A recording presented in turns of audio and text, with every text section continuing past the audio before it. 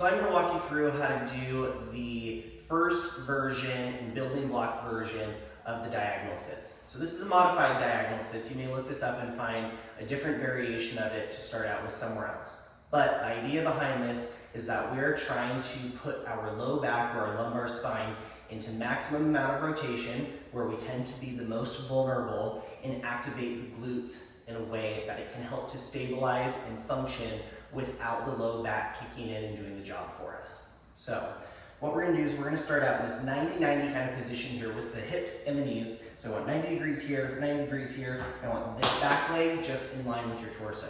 From this position, you're gonna rotate down, both elbows and forearms down on the ground.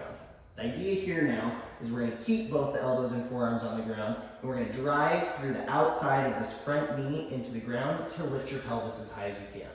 If you're doing this right, you might feel this a little bit in your core, or you should be feeling it also mainly in your glutes, maybe even downside the outside of the leg following the track of the IT band.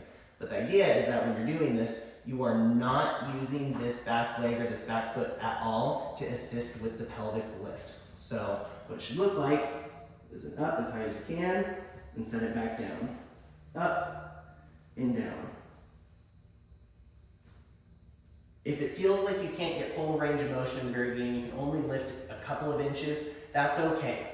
I tell everybody, we gotta start somewhere, and eventually as you start to build that strength and you start to build that endurance, you'll start to be able to lift a little bit higher and higher, and it'll become easier.